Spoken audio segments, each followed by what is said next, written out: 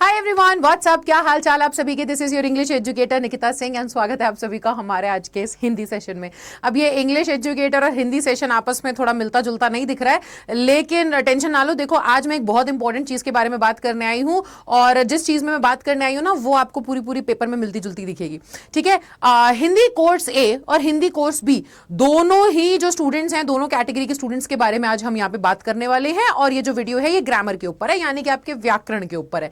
ठीक है, बहुत बड़ा बदलाव हुआ है आपके हिंदी एग्जाम्स के अंदर और उसको आज हम डिस्कस करने वाले हैं। कैसे इस बदलाव को टैकल किया जाए, कैसे आप इससे निपटेंगे, कैसे आप अपने जो व्यवहारिक व्याकरण 16 नंबर का आता है, इन 16 नंबर को पक्के करने वाले हो।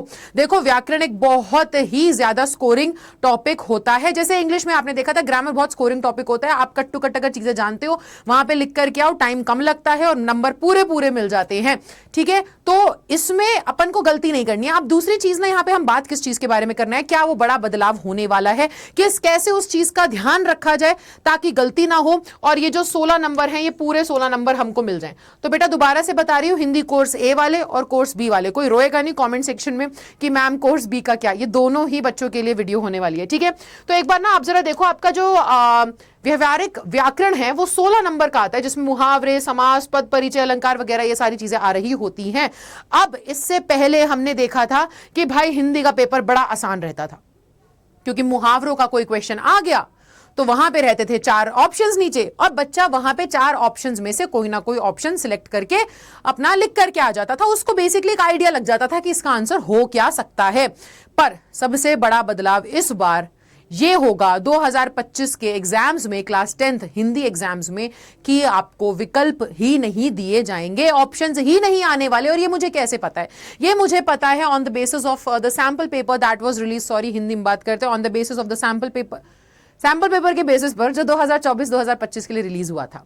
ठीक है, तो उसमें हमने देखा है कि भाई आपको कहीं पर भी विकल्प लिखा ही नहीं है। उन्होंने बोला ही नहीं है कि हम आपको ऑप्शंस देने वाले हैं, मल्टीपल चॉइस क्वेश्चंस आएंगे या आपको एमसीक्यूज देखने को मिलेंगे, ऐसा कहीं पर नहीं लिखा है। सीधा सीधा बोला गया है शॉर्ट आंसर टाइप क्वेश्चंस रहने वाले हैं या very short answer type questions रहने वाले हैं, आपको उस तरीके से आंसर करना है। यानी कि पहले क्या होता था, मुहावरा पूछा, ठीक है, आंखों का तारा होना, बहुत बेसिक बता रही हूं, आंखों का तारा होना, 4 ऑप्शन आ गए, ठीक है, आपने उसमें से सिलेक्ट कर लिया, अंदाजा लगा लिया। अब सीधा मुहावरा आएगा, आंखों का तारा होने का मतलब क्या है, लिखो आंसर।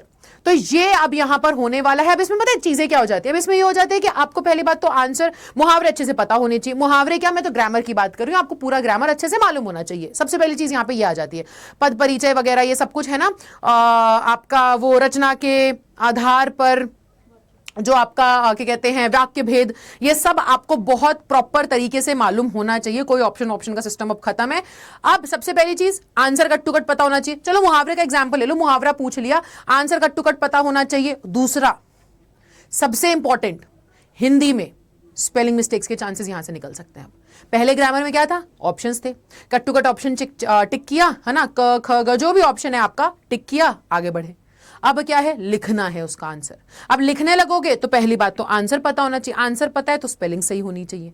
यहां पे अब नंबर कट सकते हैं, तो इस चीज का ध्यान रखना है आप लोगों को। जितना प्रैक्टिस करके जाओगे बेटा उतना बढ़िया रहने वाला है, वरना तो फिर सोच लो सबसे ज्यादा स्कोरिंग टॉपिक तुम्हारे लिए सबसे ज्यादा डेंजरस टॉपिक बन सकता है, यानी कि आपका व्याकरण ग्रामर। ठीक है, तो इस चीज के बारे में अपन बात कर रहे हैं। दूसरा, अब देखो कुछ टॉपिक्स हैं जिसमें बच्चे सबसे ज्यादा प्रॉब्लम फेस करते हैं, जिसके बारे में मैंने अभी बात करी, रचना के आधार पर वो वाक्य भेद वाला जो टॉपिक है। मैंने ना उसको थोड़ा सा पढ़ा, मैंने समझने की कोशिश करी, हालांकि मैं एक इंग्लिश टीचर हूं, बट मैंने उसे समझने की कोशिश करी, पर भाई वो कुछ भी नहीं है। Basically simple sentence, compound sentence, complex sentence, इनको कैसे ट्रांसफॉर्मेशन ऑफ सेंटेंसेस बताया जा रहा है, तो it is very easy. But अगर आप चाहते हो कि उसके ऊपर एक वीडियो आ जाए, लाइक 10 मिनट के अंदर मैं आपको बता दूं कि कैसे ये रचना के आधार पर वाले क्वेश्चंस करने हैं, तो ये वाले क्वेश्चंस के ऊपर अगर आप एक वीडियो चाहते हो तो मुझे जरूर बताना, बहुत आसान है। मैं खट से एक वीडियो ले आऊंगी, 10 मिनट के अंदर आपको सिंपल से कुछ हैक्स बता दूंगी कि आपको कैसे इन क्वेश्चंस को टैकल करना होगा। ठीक है, दूसरी चीज, अगर तुम्हें डिटेल में पढ़ना है, अगर तुम्हें चाहिए कि मैम डिटेल में लेक्चर्स दो, हमें ग्रामर बताओ, कैसे ग्रामर बेसिकली मतलब व्याकरण, कैसे व्याकरण करनी है, क्षितिज या कृतिका जो आपकी किताब है उसको कैसे खत्म करें, मैम अपठित गद्यांश कैसे कवर करने हैं। तो बच्चे, आपने नाम तो सुना ही होगा श्वेता मैम का, एसएसटी पढ़ाती हैं और हिंदी में भी बहुत अच्छी एक्सपर्टीज रखती हैं। वो क्लासेस लेकर के आ रही हैं आपके लिए, कौन से चैनल पर, social school by Unacademy channel पर। हालांकि यहां पर ये एसएसटी का चैनल है और यहां पे मैम एसएसटी पढ़ा रही है 9th एंड 10th को, लेकिन क्योंकि बच्चों की बहुत हैवी डिमांड थी हिंदी के लिए तो मैम इस चैनल पे हिंदी भी लेकर आने वाली है। तो जाओ जाकर के एसएसटी की क्लासेस तो लेनी ही लेनी है आपको, हिंदी भी आपको यहां पर देखने को मिलेगा। अब दूसरी चीज ना, हिंदी के जो पेपर की डिफिकल्टी का लेवल है वो थोड़ा सा बढ़ जाएगा क्योंकि अब तुम्हारे पास ज्यादा टाइम नहीं है। 25 को तुम एसएसटी के एग्जाम से फ्री होगे, शाम तक तुम उसके आंसर की देख रहे होगे, 26-27 का दिन है, 28 का आपका हिंदी का पेपर है। तो बेटा इस बार तुम्हें बहुत क्विक डिसीजंस लेने हैं।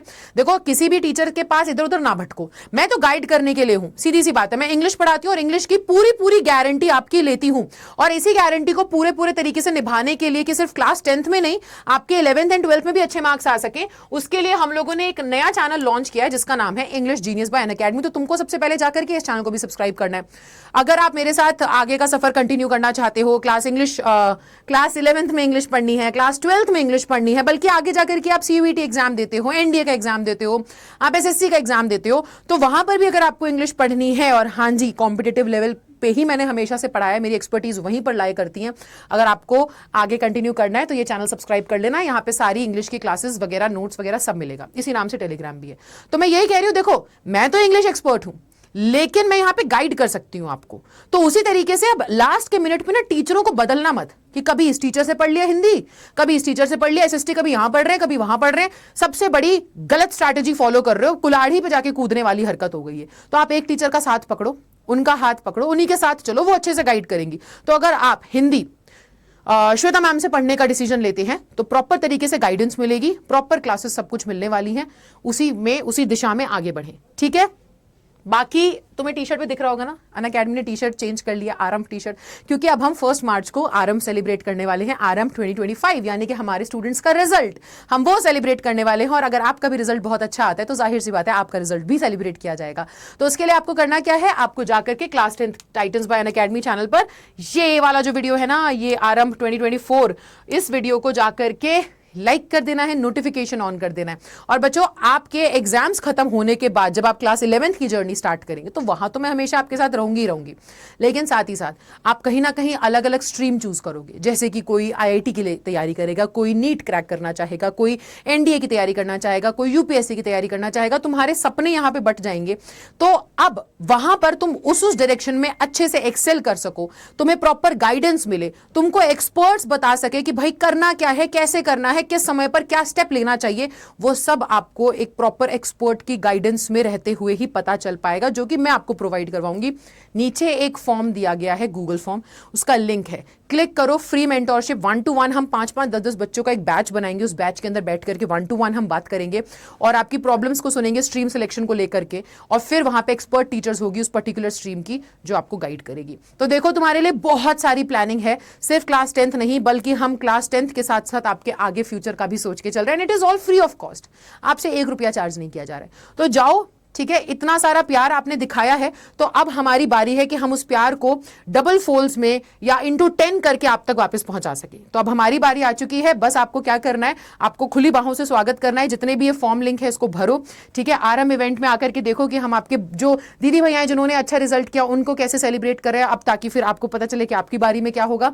और 11th की जर्नी स्टार्ट करेंगे English genius bye Unacademy channel पर, हिंदी की जर्नी स्टार्ट करेंगे सोशल स्कूल बाय अनअकैडमी पर। तो मिलते हैं आपसे क्लासेस में। और भी कोई प्रॉब्लम आए, रचना के आधार पर वाक्य भेद वाली वीडियो चाहिए हो तो कमेंट्स में जरूर बताना, उसके ऊपर भी बात करते हैं, श्वेता मैम से कुछ कर सकें वो तो, ठीक है। तो मिलते हैं अगली वीडियो में, तब तक के लिए bye bye, take care and thank you so much.